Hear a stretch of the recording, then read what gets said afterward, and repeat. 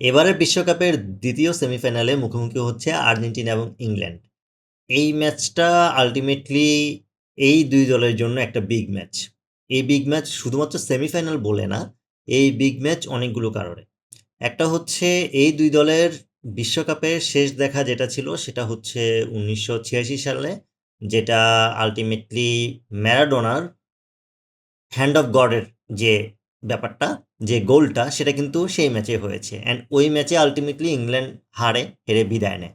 এবং সেটার রিপ্লাইয়ে ম্যারাডোনা একবার বলেছিল যে তার এই হ্যান্ড অফ গডের গোলটা হচ্ছে হাত দিয়ে গোলের যে ব্যাপারটা, সেটা হচ্ছে গড থেকেই আলটিমেটলি হাত দিয়ে গোলটা হয়েছে।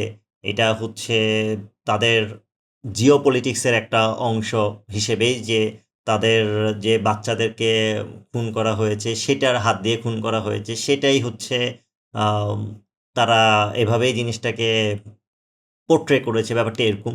যাই হোক, সেটা হচ্ছে আলটিমেটলি আপনার রাজনৈতিক ইস্যু বা ওইটা ডিফারেন্ট ইস্যু, কিন্তু সেটা কিন্তু এখানে চলে আসতেছে যেহেতু ম্যাচের পরেই ম্যারাডোনা আলটিমেটলি এই ম্যাচ নিয়েই, এই গোলের নিয়ে এই কথাটা বলছে। অ্যান্ড সেটা মূলত তাদের ইংল্যান্ডের দিক থেকে, ইংল্যান্ডের এটা নিয়ে প্রচুর কথা হয়। ইভেন হচ্ছে এই ম্যাচের আগেও ইংল্যান্ডের আগের এক্স প্লেয়ার যারা ছিল তারা প্রচুর এটা নিয়ে কথা বলতেছে। অ্যান্ড ইংল্যান্ড এক ধরনের এই ম্যাচটাকে জিততেই হবে। তাদের আ যে একটা নিজেদের প্রাইড থাকে, সেই প্রাইডটাকে তারা মাঠে নিয়ে আসতে চাচ্ছে। তারা এই ম্যাচটা অনেকটাই ইগোইস্টিক হিসেবে নিচ্ছে, ইগোর সাথে মিশিয়ে ফেলছে। অ্যান্ড তাদেরকে আ ব্যাপারটা অনেক এরকম, তাদের কাছে এই ম্যাচটার জন্য উইন অর লুজ বলে কোনো কথা নাই। তারা এটাতে জিততেই হবে। উইন অর উইন টাইপের ব্যাপার নিয়ে তারা মাঠে নামবে। অ্যান্ড অন্যদিকে যদি আপনি আর্জেন্টিনার দিকে আসেন, আর্জেন্টিনা কিন্তু এই ওয়ার্ল্ড কাপে তারা এখন পর্যন্ত খেলার দিক দিয়ে যে খুব একটা খারাপ খেলছে ব্যাপারটা এইটা না। অনেকেই বলে যে আর্জেন্টিনা খারাপ খেলতেছে বা আর্জেন্টিনা আম, তাদের প্রত্যাশা অনুযায়ী খেলতে পারতেছে না। তারা ম্যাচ জিতে আসছে, কিন্তু আর্জেন্টিনা আসলে এই ওয়ার্ল্ড কাপে সব থেকে বড় যে প্রবলেমটা হচ্ছে সেটা হচ্ছে 2022-ও দেখেন, তারা 2022-ও কিন্তু রেফারি নিয়ে প্রবলেম ফেস করছে। রেফারিকে নিয়ে তাদের অনেক কথা শুনতে হয়েছে, রেফারি তাদেরকে ফেভার করছে, বায়াস ডিসিশন দিচ্ছে, এই কথাগুলো তাদেরকে শুনতে হয়েছে। অ্যান্ড সেটা তারা কিছুটা হয়তো বা পেয়েছেও। সেটা আলটিমেটলি সবসময় বড় দলের ক্ষেত্রে তারা কিছুটা পায়। অ্যান্ড ওই জিনিসটাই যখন এবারও চলে আসতেছে, এবারও তাদের কন্ট্রোভার্সি, যে ধরনের কন্ট্রোভার্সি হচ্ছে, কন্ট্রোভার্সি ডিসিশনগুলো তাদের পক্ষে চলে যাচ্ছে। অ্যান্ড সেটা ম্যাচের মোমেন্টাম চেঞ্জ করে দিচ্ছে। সেই জায়গায় আলটিমেটলি মানুষজনও ওই রেফারিং নিয়েই কথা বলতেছে, তারা আর ম্যাচ নিয়ে কথা বলতেছে না। তো এই কারণে আর্জেন্টিনার যে ভালো খেলার যে দিকটা, সেটা খুব একটা ফোকাস হচ্ছে না। বাট আর্জেন্টিনার ফ্যানদের মতে আর্জেন্টিনা যথেষ্ট খারাপ খেলতেছে, কিন্তু আমার কাছে মনে হয় আর্জেন্টিনা আসলে অনেক বেশি খারাপ খেলতেছে তা না। আর্জেন্টিনা আসলে যে সময়টাতে তাদের কামব্যাক দিতে হবে, যে সময়টাতে তাদের গোল দিতে হবে, তারা সেটাই করতেছে।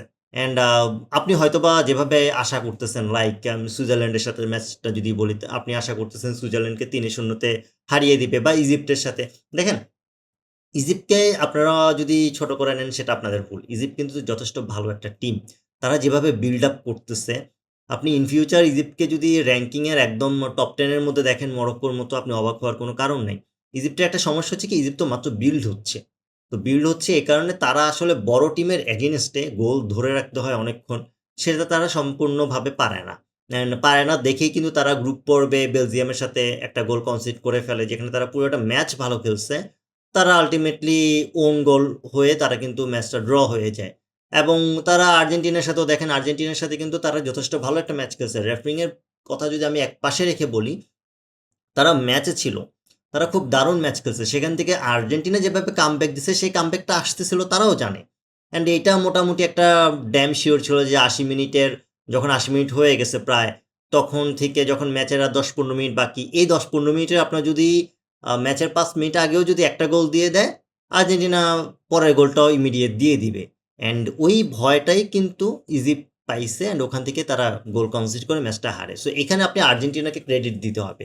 আর্জেন্টিনাকে ক্রেডিট দিতে হবে। ইভেন সুইজারল্যান্ডের ম্যাচটাতেও কিন্তু সুইজারল্যান্ড ভালো খেলছে। আপনি আর্জেন্টিনা খারাপ খেলছে বলে আপনি সুইজারল্যান্ডের ক্রেডিট নিয়ে ফেলবেন তা কিন্তু না। সুইজারল্যান্ড যথেষ্ট ভালো খেলছে। ইভেন আপনি দেখবেন শুরু থেকে সুইজারল্যান্ড যেভাবে অ্যাটাক করে খেলতেছিল, সুইজারল্যান্ড কিন্তু বল পসেশনও তাদের দিকে রাখছে। তারা অ্যাটাকও প্রচুর করছে। আর্জেন্টিনার তুলনায় বেশি করছে। আর্জেন্টিনার সুইজারল্যান্ডের তুলনায় আর্জেন্টিনা খারাপ খেলছে, বাট আবার দেখেন আর্জেন্টিনার যে সময়টাতে কামব্যাক দিতে হবে, যে সময়টাতে ম্যাচে ফিরতে হবে, তারা কিন্তু সেটা করেছে। অ্যান্ড আপনি আর্জেন্টিনাকে কখনো আপনি আপনার যদি প্ল্যানিংয়ের বাইরে রাখেন সেটা পারবেন না। কেননা আপনাকে এই জিনিসটা মাথায় রাখতে হবে, আর্জেন্টিনাতে মেসি আছে।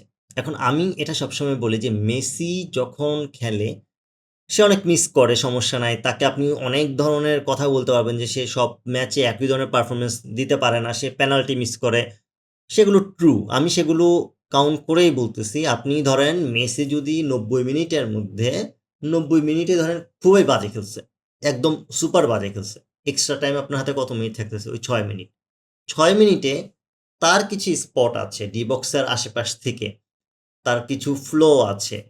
সে যদি ওগুলো একবার পেয়ে যায়, সেখান থেকে সে যদি একবার শুট করতে পারে, শট নিতে পারে, আমি গ্যারান্টি দিয়ে বলবো যে ওই ৬ মিনিটে সে ২-৩টা গোলও দিয়ে দিতে পারবে।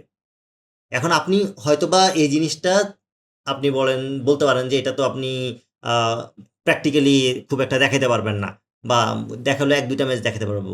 কিন্তু আল্টিমেটলি আপনি যদি তার খেলাটা দেখেন, আমি বেশ কয়েকটা ম্যাচের কথা বলতে পারবো। লাইক ইরানের সাথে একটা ম্যাচ ছিল তার ২০১৪ সালে। তখন দেখবেন ইরান কিন্তু খুব ভালোভাবে ডিফেন্স করে ম্যাচটা আগাচ্ছিল এবং তারা তাদের কন্ট্রোলে নিয়ে ফেলছিল। যদিও তারা ফুললি পার্ক দ্য বাসে চলে গেছে। তারা হচ্ছে একদম ফুল ডিফেন্সে খেলতেছিল। বাট ওই জায়গা থেকেও কিন্তু মেসি অ্যাটাক করতে, করতে এমন একটা চান্স ক্রিয়েট করছে অ্যান্ড নিজেই কিন্তু শট দিয়ে গোল করছে। এটা তো আমি জাস্ট একটা এক্সাম্পল দিলাম। এরকম আরো অনেক এক্সাম্পল আছে। সো আপনি যতই যা বলেন তাকে আপনি আপনার সিলেবাসের বাইরে রাখতে পারবেন না বা প্ল্যানের বাইরে রাখতে পারবেন না। সো এটাই কিন্তু অপোনেন্টের জন্য সবথেকে বড় ভয়। এখন অপোনেন্টের আবার আরেকটা প্রবলেম কি? আপনি যদি মেসিকে ২-৩ জন দিয়ে আপনি মার্ক করে রাখেন, আপনার একটা জায়গা ক্রিয়েট হয়ে যাচ্ছে। তো জায়গা ক্রিয়েট হয়ে গেলে সেখানে আর্জেন্টিনার এই দলটাতে আরো প্লেয়ার যারা আছে তারা কিন্তু সেই জায়গাটাতে তারা সুযোগটা নিতে পারতেছে এবং গোল দিয়ে দিচ্ছে। যে কারণেই তারা কিন্তু ইজিপ্টের সাথে গোল পাইছে, ক্যাবো ভার্দের সাথে গোল পাইছে, তারা আ সুইজারল্যান্ডের সাথে গোল পাইছে। অ্যান্ড না হলে কিন্তু যদি শুধুমাত্র মেসি নির্ভরই হইতো পুরাটা, তাহলে দেখা যেত কি তারা এই ম্যাচগুলোতে হেরে যেত। যদিও এখানে যদি বড় টিম হতো, লাইক ধরেন হচ্ছে ইংল্যান্ডের সাথে যেহেতু খেলা, ইংল্যান্ডের কথা আপনি বলতে পারেন। আ বা হচ্ছে অন্যান্য বড় দল যারা থাকে সেখানে ম্যাচটা আরো ফাইট হইতো। বাট আপনি এখানে শিওরলি বলতে পারেন না যে আর্জেন্টিনা মানে যেভাবে খেলতেছিল তারা হেরে যেত বা তারা পারতো না। এই জিনিসটা আমি এটলিস্ট বিলিভ করি না। এই কারণে বিলিভ করি না, তাদের আল্টিমেটলি তারা এখন যে রিদমে আছে, তারা বিশেষ করে ২০২১ এর পর থেকে যে রিদমে আছে, তাদের যথেষ্ট ভালো চান্স আছে।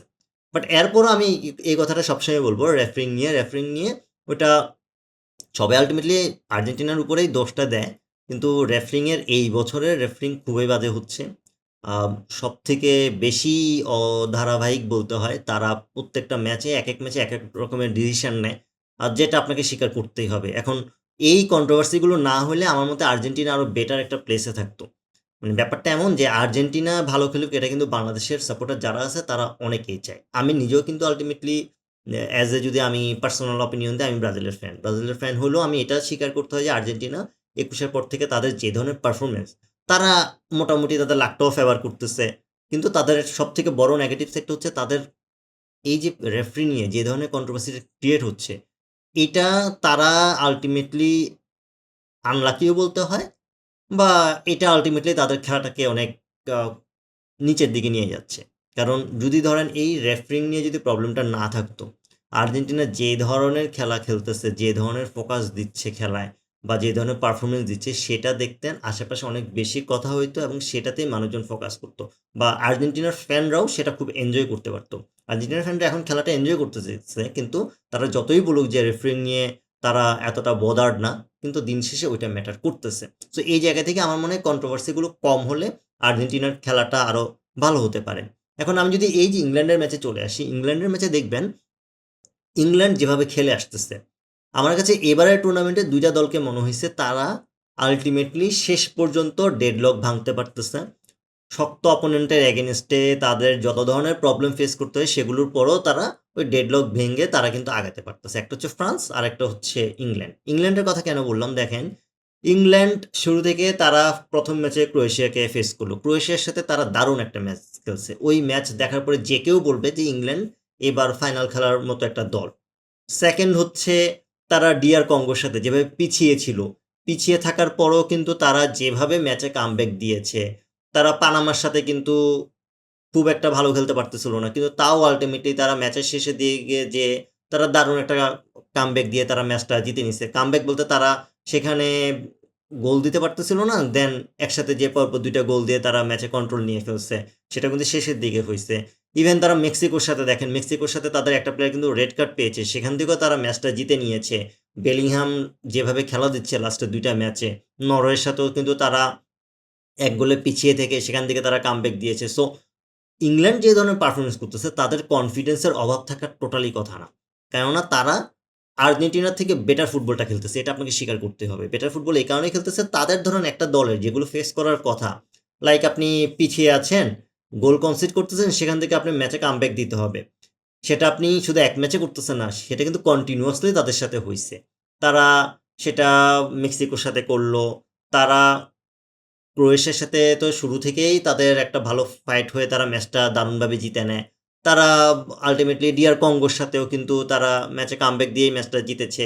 তো তাদের এই যে অভ্যাসটা ক্রিয়েট হচ্ছে সেটা তাদের জন্য প্লাস পয়েন্ট। এখন তাদের আরেকটা প্রবলেম হচ্ছে তাদের ইনজুরি প্রবলেম আছে, তাদের কম্বিনেশন প্রবলেম আছে, তাদের বেস্ট প্লেয়াররা মাঠে অ্যাভেলেবল থাকতেছে না। যদিও আপনার আল্টিমেটলি ফুল ফোকাসটা যাচ্ছে বেলিংহাম এবং হ্যারি কেনের উপরে।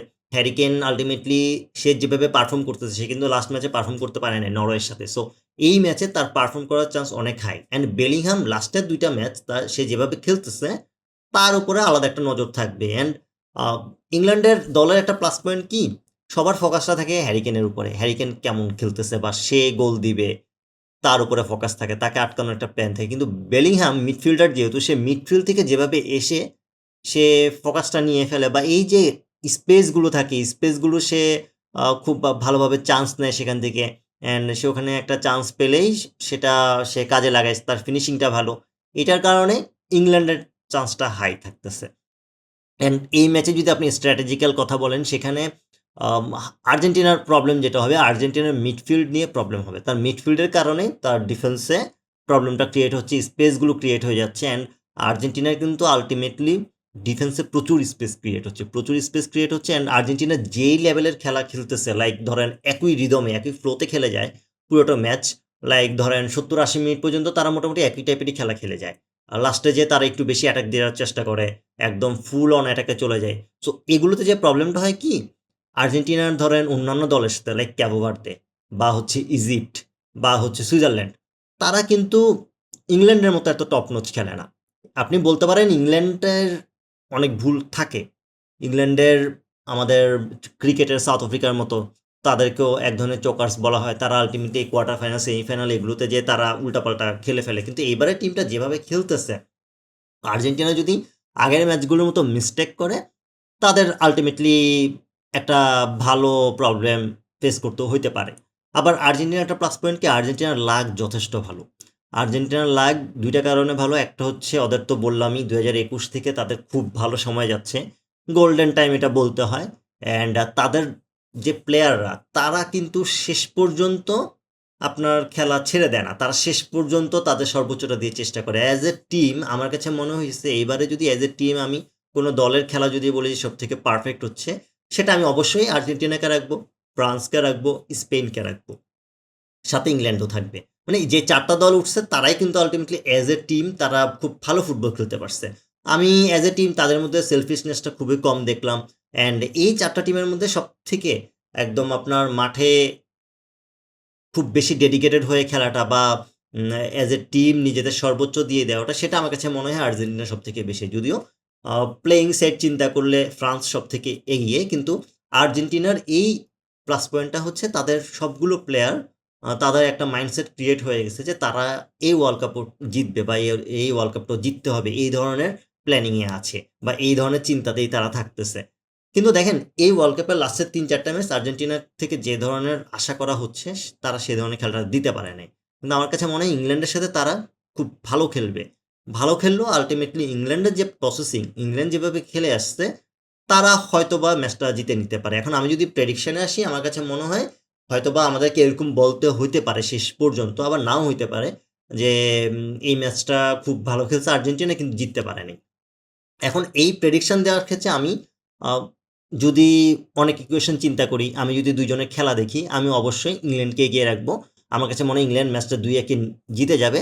বাট আমার যদি মনের কথা বলতে যাই বা যদি চিন্তা করি যে আমার ব্যাক অফ মাইন্ডে কী চলতেছে, সেক্ষেত্রে আমার কাছে মনে হয় ব্যাক অফ মাইন্ডে আমার কাছে একটা ফিলিংস যেটা আসে সেটা হচ্ছে আর্জেন্টিনা হয়তো বা লাকিলি বা তাদের লাক ফেভার করতে পারে বা হচ্ছে তাদের আলটিমেটলি তারা যে ফ্লোতে আগাচ্ছে তারা হয়তো বা শেষ পর্যন্ত জিতে নিতেও পারে। সেটা তো আমি অবাক হব না। লাইক আমি যদি এভাবে বলি আমার ইকুয়েশন বা যত স্ট্যাট সবকিছু মিলিয়ে খেলার অবস্থা চিন্তা করে, পারফরম্যান্স চিন্তা করে আমি যদি প্রেডিকশন দিই, আমি ইংল্যান্ডকে বলব তারা ম্যাচটা জিতবে। কিন্তু আমার মন বলতেছে যে হয়তোবা আর্জেন্টিনা শেষ পর্যন্ত তাদের যে ফ্লোটা, তাদের যে টিম হিসেবে খেলার যে শেষ মুহূর্তে পর্যন্ত পুরো টিম একসাথে তাদের সর্বোচ্চটা দিয়ে দেওয়া, সেটার কারণে হয়তোবা আর্জেন্টিনা জিতে যেতে পারে। বাট আমি প্রেডিকশনটা রাখবো ইংল্যান্ডের দিকে, 2-1 ইংল্যান্ড জিতবে। আপনার কাছে এই ম্যাচের প্রেডিকশন কি হবে এবং আর্জেন্টিনার আসলে কোন স্ট্র্যাটেজিতে খেলার কথা, সেগুলো অবশ্যই বলুন। ভিডিওটি ভালো লাগলে লাইক, কমেন্ট, শেয়ার এবং সাবস্ক্রাইব করে পাশে থাকবেন। আল্লাহ হাফেজ।